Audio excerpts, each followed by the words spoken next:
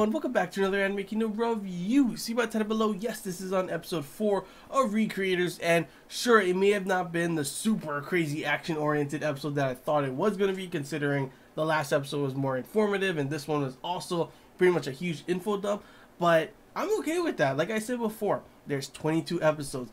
I'm okay with these beginning episodes being more informative, building the world and describing everything, developing more of our characters, and giving us a chance to have more attachment to these characters and the world overall. It's just, that's why I love when an anime has like 24 episodes to work with. When it only has 12 episodes, I always feel that's just not enough. It's literally not enough.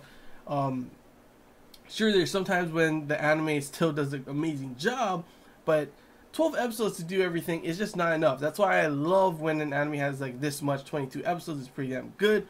And the fact that we have all this, leeway, instead of like, oh my gosh, there's only 12 episodes. We already got to just go straight into the main story and action and everything. There's no time to build up everything. That when you do have these kind, like, I just love it. And it's pretty damn interesting, honestly, what's going on in this episode with the whole world building and like the kind of theories that are going around and the characters are being brought. There's still a shitload of characters, that we haven't really fully been introduced to. We saw Alicina or something, I think that, I forget how to exactly say her name, and we also saw the old guy with the gun. It was pretty interesting to see those characters. Alistelia was more, focused on this one than the old guy. The old guy was just there, like, hey, don't call me a drunk. Not even my daughter calls me that kind of stuff, that's all he was in there for. And I know a lot of people are going to say Alistelia is like Saber and stuff. I saw a lot of people saying that. And I mean, I guess in the way that she's like a noble kind of knight, and the way she thinks is kind of just like Saber as well. And I guess she's a blonde knight, so I guess that's why people are saying it. But I mean, it could be anyone. I mean, the whole the looks of her, it's just a knight with blonde hair, and then you're saying it's Saber. And I can kind of see that, I guess, but it's not really like a huge thing like, oh my gosh, that's Saber for sure, I guess, yeah, I guess that, yeah.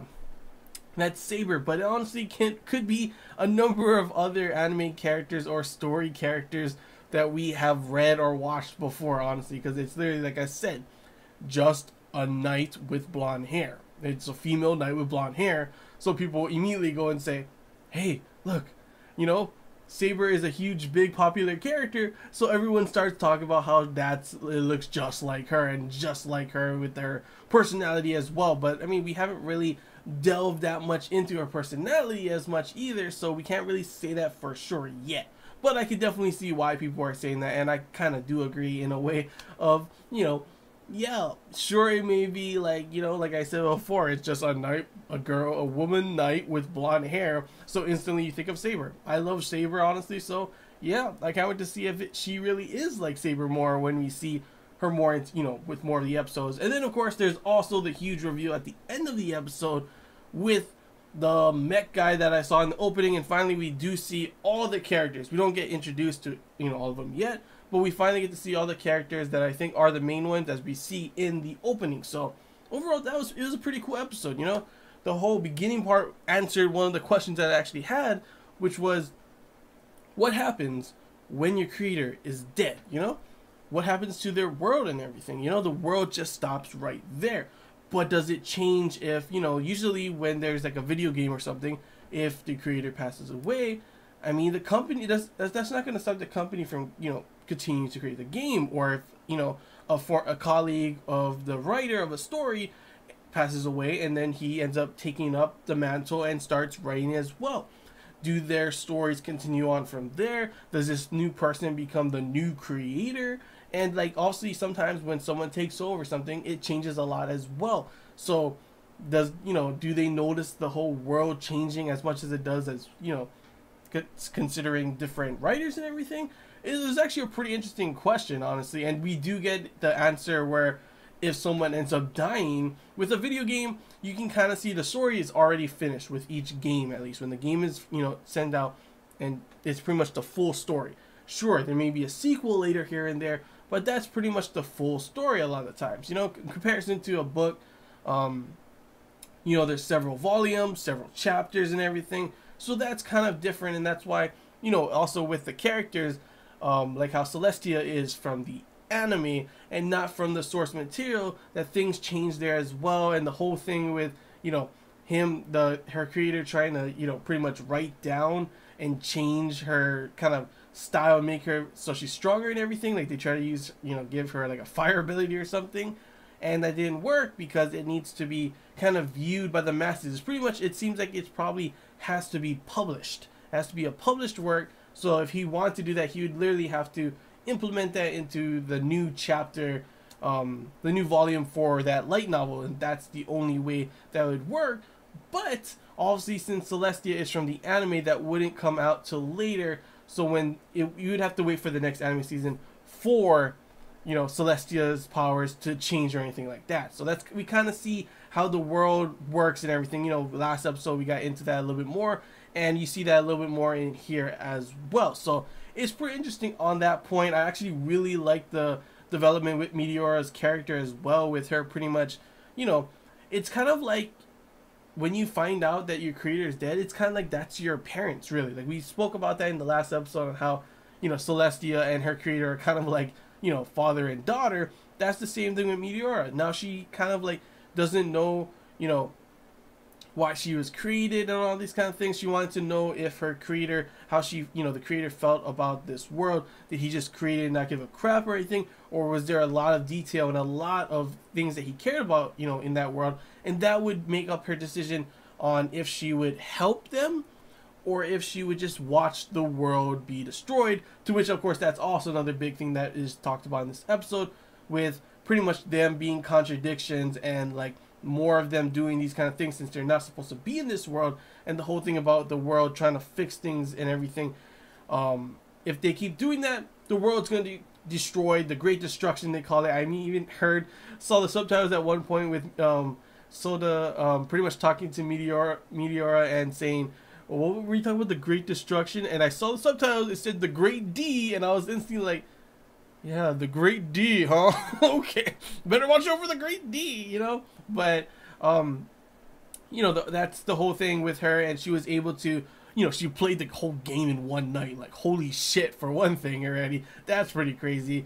That probably, like she said, she didn't eat or sleep at all, so holy crap. But it was really cool to see her, you know, be able to see that the creator did care about her world. He put a lot of effort in a lot of those kind of small things, including things that, you know, normally a lot of people wouldn't see. And because of that, she was able to make her decision that she does want to save the world. And it's kind of like, you know, how she is in her world, in her game, where she's helping the hero save a world that's being destroyed. And thus, that's why now she's also helping here. So overall, it was pretty interesting to see Meteor go through all that development. It was cool to see her talk about all her explanations on what's going on with what the military girl is doing, the military princess. And then, of course, after the second, like, kind of third of the episode was pretty much all about Alestilia talking to the military princess. And literally, I felt so sorry for her creator, because she was literally just gonna kill him. Like, how dare you create a world like this just for, you know, pleasure? And I'm like, it's not like he knew that his world would literally come to life like this, you know? It was a story to him, not, you know, real. So, yeah, I feel sorry for him. I don't know what the hell they did, but you get a little bit of interaction between her and, I forget what her name is. I keep forgetting the Magic Girl's name, but you got some interaction going on between them. And then, of course, at the very end, you get the reveal of the final, you know, main character in this, to which he's just over there eating with his creator. The creator said he even left his main character's mech in the baseball field. I could just imagine some kid going, "Mommy, mommy, what's that?" And just this huge giant mech in the baseball field. Like, is that baseball field like usually empty and not a lot of people go there? Because I'm pretty sure that would stick out like a sore thumb. If anything, maybe like, I guess it would stick out like anywhere, honestly. I'm not too sure how big it is, but like if you put it next to a building, you're less likely to see it if it's cluttered up by a bunch of things like trees. But if you put it on a baseball field that's like literally empty, I'm pretty sure someone's gonna end up finding it and literally like calling the cops or something, like, oh my gosh, what the heck is this? Try and jump in it, or, you know, something along those lines, crazy like that. But I don't know. that's just how it goes, I guess. But yeah, overall, it was a pretty good episode. Like I said, it was pretty damn interesting. I love learning about everything that's going on there, their kind of theories on what's going on. The world creation so far, the world building for this is really awesome. I love the character development as well. And so far, it's been one of my favorite series. It's pretty crazy considering how well I'm stacking this up to the other series I'm watching. Considering a lot of the series I am watching and reviewing this season are all sequels, and obviously I already love those animes, so for this to be stacking up straight up against those, it's pretty crazy because so far I'm enjoying it. Sure, it's not the super crazy action that I also want as well, but I'm pretty sure that it will be coming sometime in the future. Will that be the next episode? Who knows? I think they may start to do more world building for these next couple episodes, then they go straight into the action. But when it does happen, you know for a fact it's gonna be pretty damn crazy, and I honestly cannot wait to see that episode. But yeah, that's all I gotta say. Oh wait, and one more thing before I go. I have to just commend, like, one thing that keeps just so awesome about this series is the soundtrack. So I always like focus so much on the soundtrack for when I watch an anime, because honestly it can change so much to how you feel about a certain scene. The atmosphere completely changes. For instance, whenever we're watching the action scenes in this, it's super badass because, you know, you're getting hyped because of the music as well as the action. And then in this, you know, the scene with Meteor talking with the piano part, it was actually really pulling me in a lot as well. I actually really love whatever that song was, because honestly, it just did a really good job, honestly. And that's one thing I love about Recreators so far. Great story. I'm loving the world building and everything. Second, soundtrack is still awesome. Like, literally pretty damn crazy, and I want to see more. There's like numerous other things I love about it, but yeah, I don't want to continue to keep talking. This is getting kind of long already, so I'm going to end the review here, guys. So if you enjoyed this Anime Kingdom review, if you have any questions, feel free to comment below. If anything I missed and you want to talk about, comment below as well. And if you did enjoy the video, like. If you haven't already, feel free to subscribe for more content. And until next time, guys, see ya.